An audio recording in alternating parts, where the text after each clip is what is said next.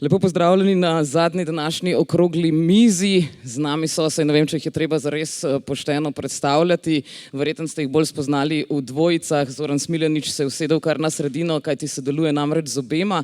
No, danes bodo govorili o stripu in dediščine, o zgodbah za novo občinstvo. Torej, poleg Zorana Smiljanića je z nami še Marjan Pušavec, moderiral pa bo dr. Blaž Vurnik. Predlagam, da jih pozdravimo z aplavzom.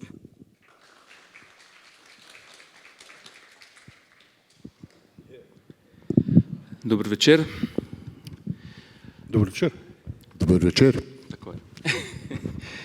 Jaz sem sicer, običajno je, da bi moderator predstavil oba sogovornika, ampak sem prepričan, da bi to bilo izguba časa, glede na to, da poznate njuno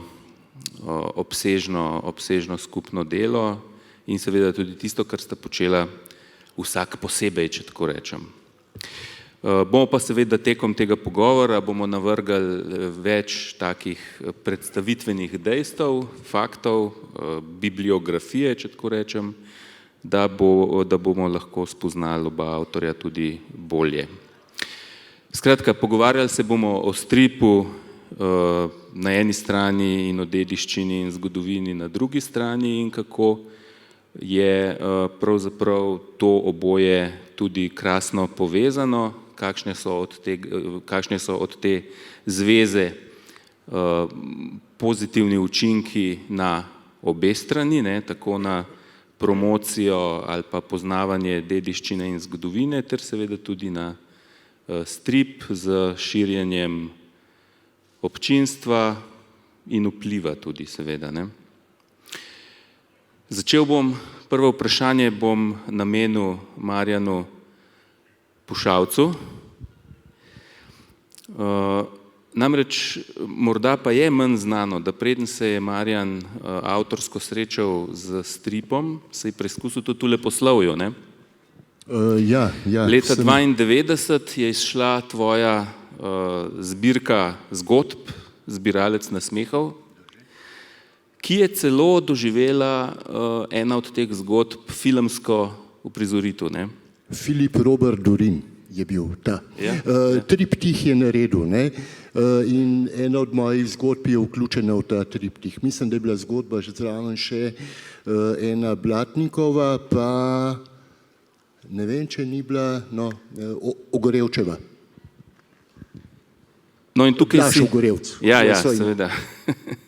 Tukaj si pravzaprav nekako, preden si sploh prišel v stik z stripom kot avtor, tudi že nekako nakazal, ne, če so zgodbe, če zgodbe tako kličejo po filmu, lahko tukaj že rečemo kakšno o tem, kako je pravzaprav strip in film sta nekako vizualno povezana, Zoran. A sta? Da. Malo pojasni, no. Ker če mi boš odgovarjal zdaj ali pa ne, se bom sam z Marjanom pogovarjal. Ok, strip in film. Ja, naj povem, kako bi rekel, svojo izkušnjo ali... Aha. Ja, torej, kot otrok sem oboževal film in stripe, ne. Zdaj film je imel jasno nekaj več materijala, ampak strip je imel neko čarovnijo, ki jo je težko obit, ki je bilo težko se izmakniti njenemu vplivu, ki traja praktično še do dan danes. Ok, strip je, kako bi rekel, ustvarjanje za reveže, nima proračuna, nima igralcev, nima glasbe, nima gibanja, nima praktično nič, ampak ima pa nekaj, kar film nima. In kaj je to? Zdaj, jaz sem prav na lastni koži to doživel, jaz sem naredil tudi en strip blog, kjer so se na dveh straneh, torej izhajajo v Mladini ali pa na dveh straneh v albumu, so se dogajale 4 zgodbe, 1, 2, 3, 4. In te 4 zgodbe so se dogajale simultano. In če bi to preselili na film, bi se te 4 zgodbe bi dobili kaos iz tega, ker bi en čez drugi govorili in se nič ne bi ne razumeli, ne štekali, ne to. Ne. Medtem, ko na stripu pa lahko ti z enim pogledom zajameš 4 ali pa vsako posebej, ne, in prebereš, kaj je šlo.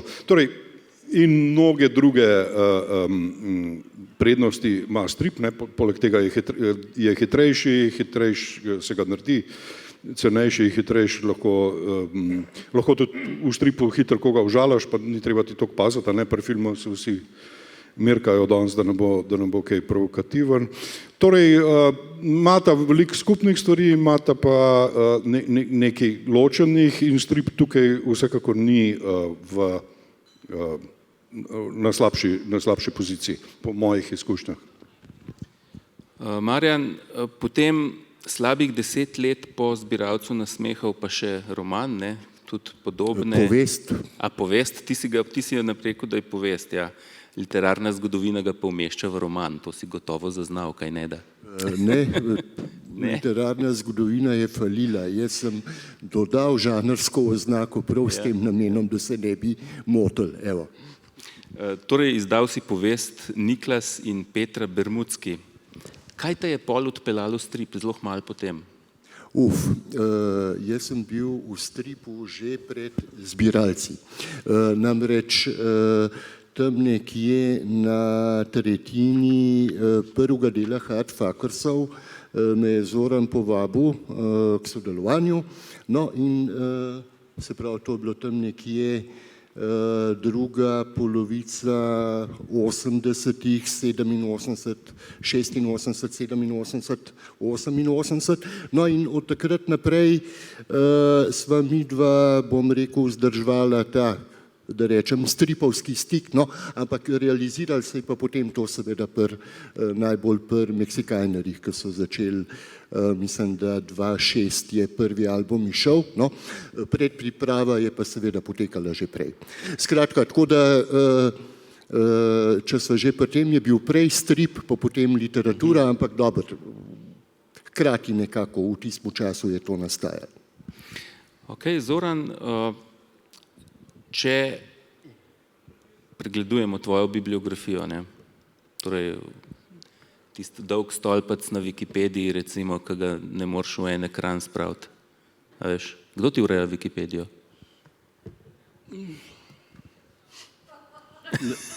Nataša Sedminek. V redu, skratka, gre za zelo natančno napisano stran, zelo kvalitetno urejeno, uporabno za proučevanje dela in lika Zorana Smiljanića. Skratka, kaj sem hotel reči, no? V tem pregledu vidimo, da si zelo hiter v bistvu postavil zgodbe v zgodovinski čas, v leto 45, ne? A je to prvi tak zgodovinski? Ja, mislim, predtem praktično ni bilo kaj omembe vrednega, nekaj par kratkih stripov. No, ja, mislim, so bili kratki, ampak so bili jezni, ne?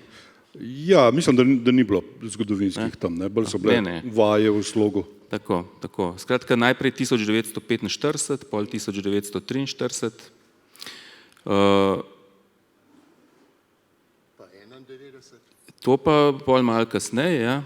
Ampak to, kar sem hotel reči, je, vsi smo opazili, ne, da v teh stripih je kar precej nasilja.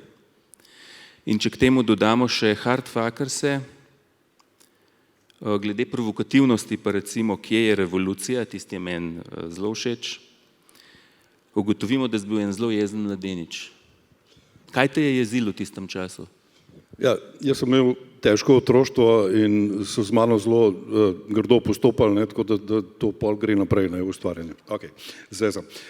Ne vem, ni kakšnega konkretnega razloga, ampak zdi se mi, da kot mlad sem bil pač našpičen, recimo trdo muziko, take grobe filme, nasilne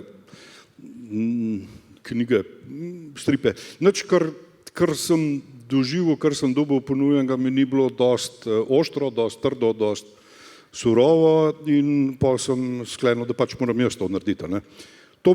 Torej, če vzamemo predpostavko, da rišeš tiste stripe, ki bi jih rad bral, ne, sem bil pač večinoma nezadovoljen s to stopnjo surovosti ali pa provokativnosti in sem si sam to privoščil. Ne. Zdaj pa zakaj je tako, pa nimam pojma. Ne. Jaz kaj hudega nisem doživel v mladosti, sem imel čisto tako srečno otroštvo. Ne. To je nekaj, kar se je pač sestavil človeku in moraš to pa iz sebe vendati. In naslednji problem je pa to, ko sem to vendal, je pa publika od mene skozi pričakovala, da bo to isto. Ne. Mene je pa to pol čez en čas minil. Ni mi več bilo do tega, zanimajo me bolj druge stvari kot to, gola provokacija. Ne. Ok, mogoče je bil en od elementov zakaj, da smo takrat živeli v tem socializmu, ne, za katerega zdaj izpada, da niti ni bil tako grozen, ampak takrat je pač kot mlad človek, nimaš lastnih izkušenj, nimaš kaj zapovedati in se pač pizdiš proti sistemu, proti staršem, proti avtoritetom. Ne.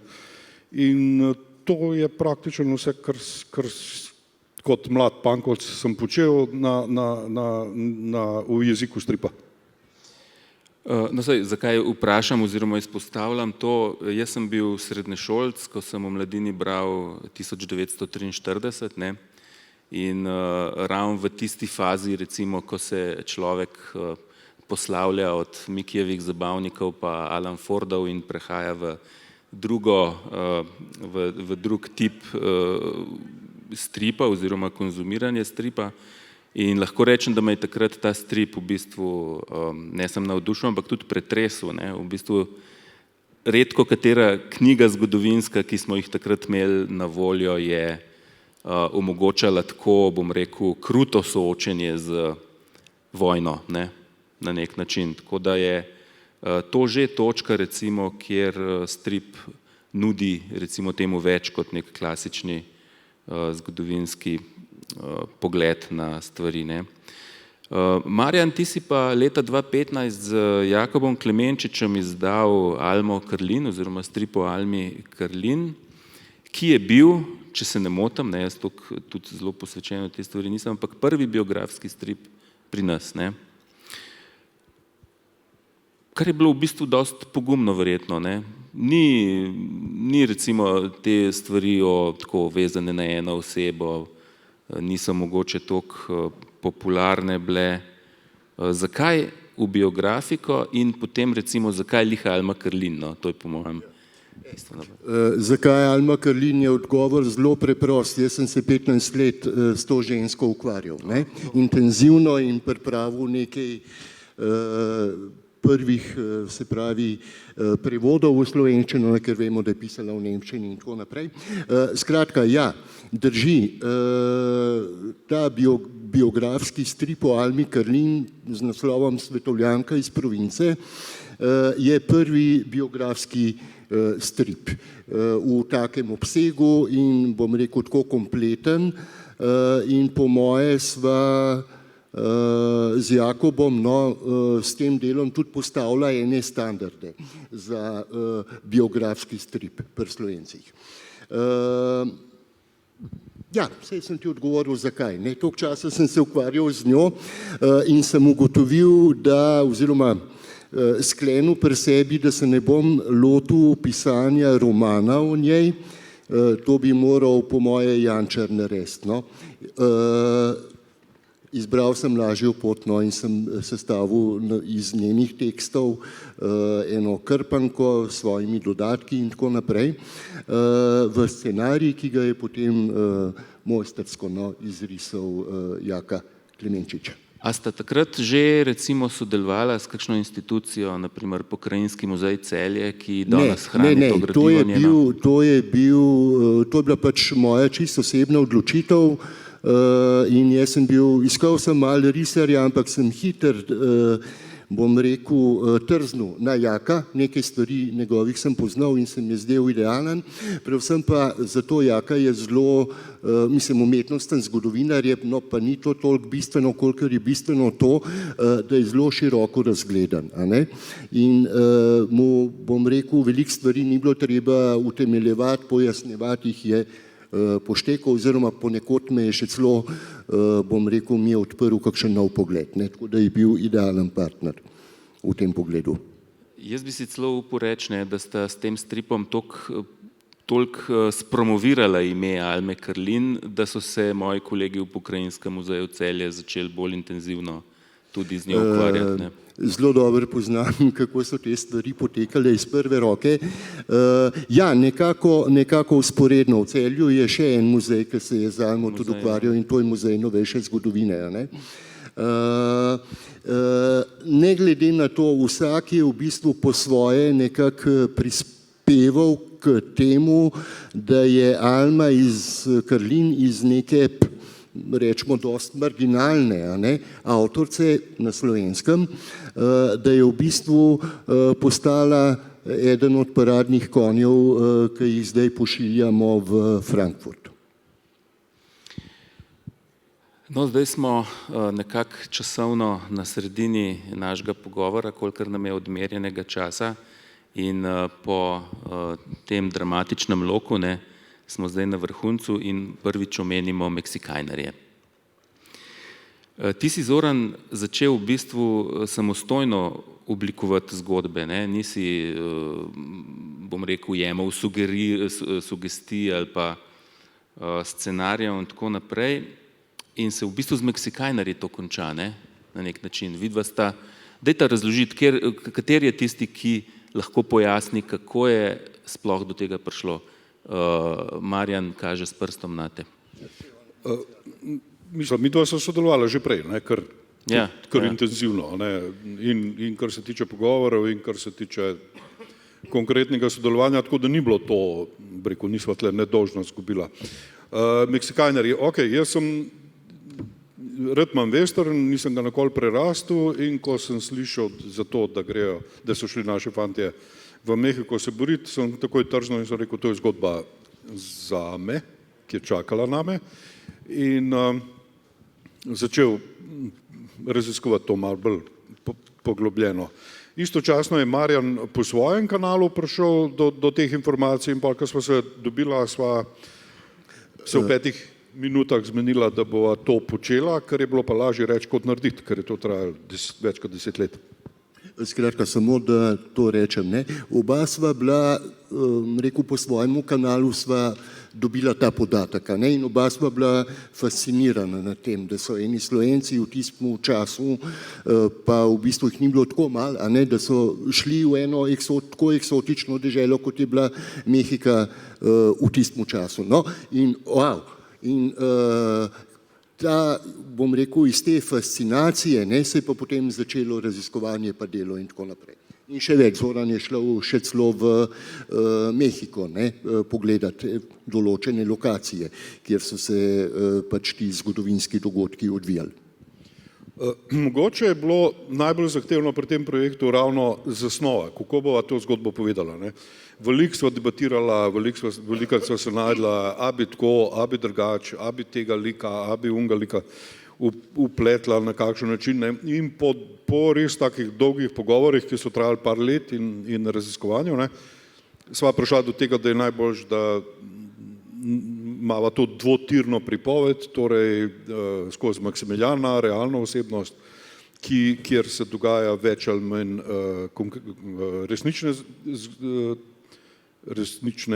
resnični podatki, resnične informacije, in izmišljenega junaka Antona Brusa, ki pa preživlja vse tisto, kar so preživljali te prostovoljci, o katerih je kar nekaj podatkov bilo znanih. Tako da tle je večja stopnja fikcije, ampak bazirana je pa na resničnem. In to vse skupaj zasnovati v eno tako, niti ne strip, to je taka HBO nadaljevanka, je rekel Darko Macar, kjer imaš ogromen likov, kjer imaš ogromen razmerij, kjer imaš ogromen razvoja situacije. To je bil kar krepek zalogaj, kaj tazga jaz ne marjam, mislim, do zdaj izpelo. In da sva to zgodbo nekje zasnovala, je šlo ogromno časa, res par let.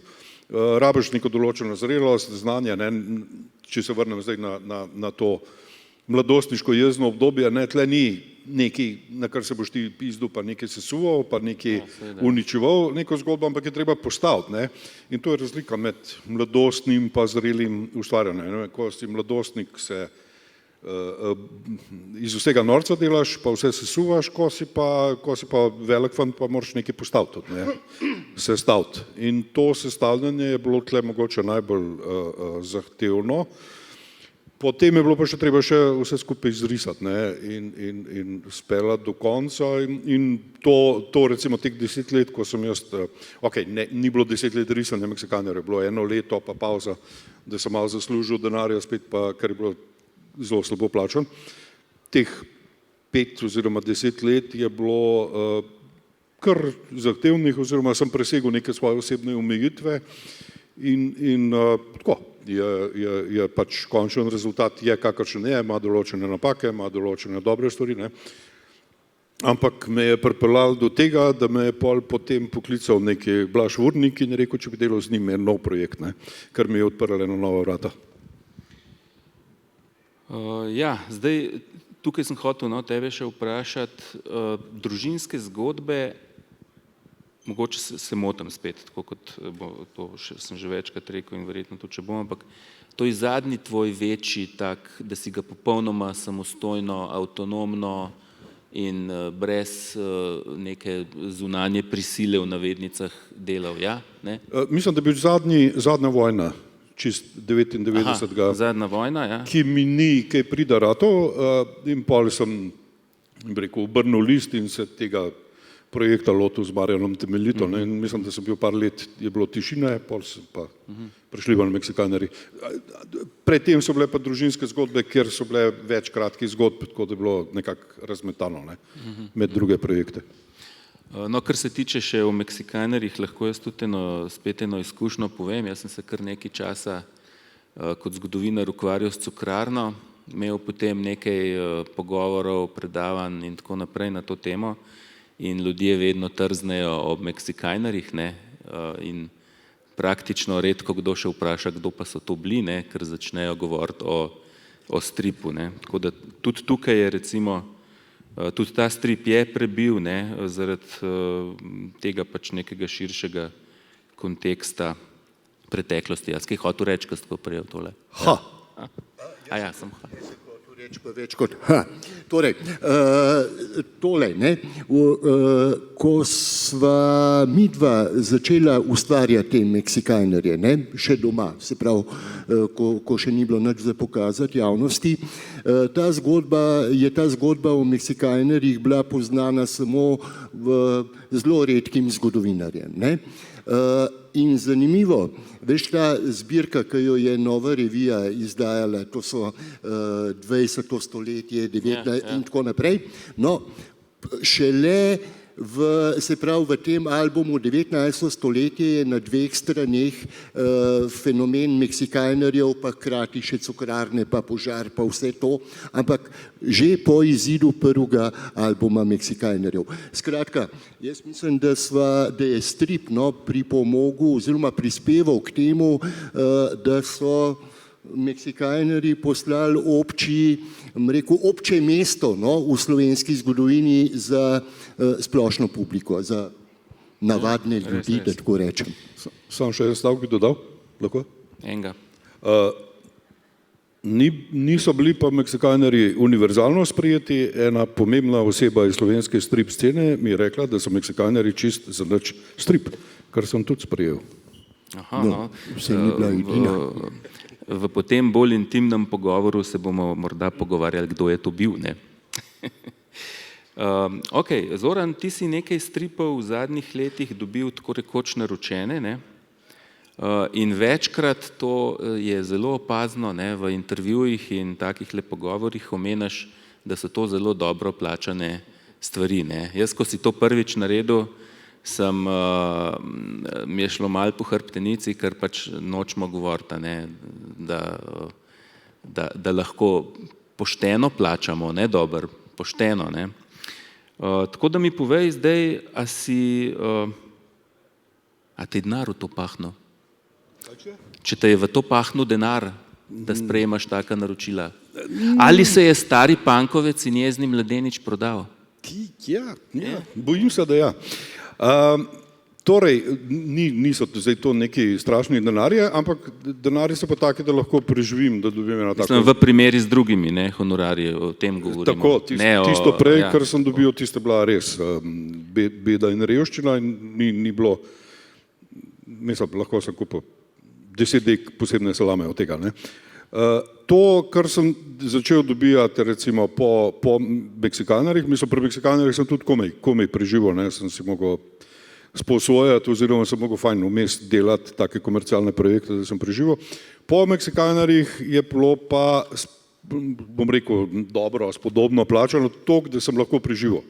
In to je, rekel, moj otroški sen, moja želja, da lahko živim od stripa, ne od ilustracij, ne od prostituiranja, ne od kakšnih takih res včasih že prav ponižujočih projektov ali pa naročil, samo zato, da pač moram preživeti. In zdaj je to nekak stalnica. Ne pomeni, da jaz vzamem vse, kar dobim. Jaz dobim, ne vem, 3 do 4 ponudbe, take konkretne na leto za stripe, ne jemljem vsega. Tako da moram najdeti neko iskrico, neko željo, neko mojo motivacijo, da bi to naredil in to tudi počnem. Zdaj se bomo mogli približati koncu, jaz bi pa eno stvar res rad vprašal, ne. Tako da ne bom spraševal nič o zadnjem letu Tonija Mrlaka, žal, škoda, ker je to eno od vajnih zelo krasnih sodelovanj, ne. Bi pa vprašal nekaj drugega, no, za na konec. Vprašanje o sodelovanju med scenaristom in ilustratorjem.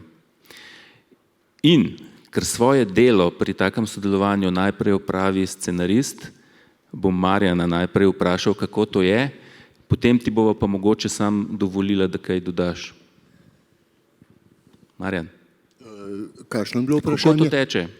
A kako to teče? Kakšna je tvoja strategija kot scenarista sodelovati z ilustratorjem? Oziroma ne z ilustratorjem, z avtorjem, kot je Zoran Smiljanić. Ja, glej, moja strategija se je od Meksikanarjev, dva sva potem naredila, ne, Mrlaka pa Zdejka Juha, zelo spremenila. Kar je po svoje, bom rekel, razumljivo, ker pri Meksikanarjih sva bila oba, bom rekel, enakovredna scenarista, ne, torej sva oba sestavila scenarij. In kaj pa jaz vem, sem imel nekako čistko, bom rekel, nezavedno v sebi, da potem v Zoranovo risbo, kompozicijo pa to nimam kaj posegati, ne, oziroma jaz sem bil vedno postavljen pri Meksikanarjih že pred izgotovljeno dejstvo, ne, sploh pa še v Celju sem jaz takrat živel in rečemo enkrat mesečno fizično srečanje sem videl zgotovljene table. Pa nisem bil vedno najbolj zadovoljen. No, ampak je bilo že pobarvano, pa to Bog ne dej, ne, da bi pa karkoli posegal.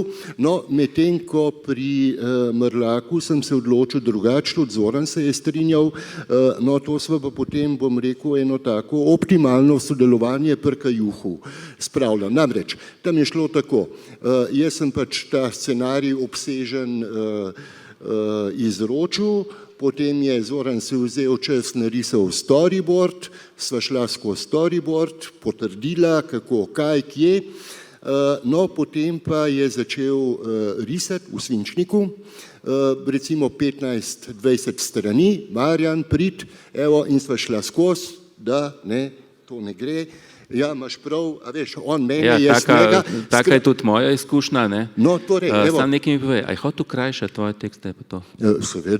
Seveda. Ampak se ga da, ne, pol vseeno. Ja, no, jaz sem ga uspel prepričati, ne vem, kako je tebi to rad. Zdaj, škoda, da se ne bomo mogli pogovarjati še o enem tvojem stripu, ki si ga delal z Gašperjem Krancem v aranžmaju Muzeja novejše zgodovine Celje, ne, o Malgaju. Ampak vseeno, zdaj bomo zaključili, samo še Zoranu bomo dali zaključno besedo, ker vemo, kdo mora ta zadnji povedati. Sodelovanje z Marjanom Pušalcem je bilo ves čas lepo in čudovito. No, odlično, s to dobro mislijo bomo zaključili ta pogovor, seveda pa ste vabljeni še postaviti kakšno vprašanje ali dve. Katra. Zanima me, zakaj glih izbirate vedno zgodovinske teme? Koga sprašuješ? Njiju. Se nimamo samo zgodovinske, imamo tudi biografske teme. No, saj biografske so tudi vezane na neke zgodovinske like, ne? Se pravi, so povezani z neko zgodovino. Se pravi, zakaj, ali lahko tako mogoče postavim, zakaj obravnavate teme iz preteklosti, zakaj se recimo ne lota nekih znanstveno-fantastičnih projektov, a vam to recimo to, da te teme obravnavate, pomeni približevanje nekih zgodovinskih likov ali pa zgodovinskih dejstev publiki, a je to s tem namenom ali pač imate samo rada zgodovino, pa te dogodke, pa te osebe? Jaz bom, spoštovana urednica, odgovoril v svojem imenu, osebno. Mene pravzaprav, ali je to del zgodovine, ali to paše v zgodovino, ali je to aktualno, ali je to obletnica, ali svinjajo po njem, ali ne. Meni, če je oseba zanimiva, si jo izberem. Tudi Kajuha sem si izbral, že preden je potem prišlo naročilo, ne. Tako da moj izbor je tak zelo subjektiven, bom rekel, samo jaz stojim za njim. No, pa Zoran tudi, da to sprejme. Super, hvala lepa. Pija je že na odru, tako da končamo. Hvala. Hvala, ker ste prišli. Hvala lepa.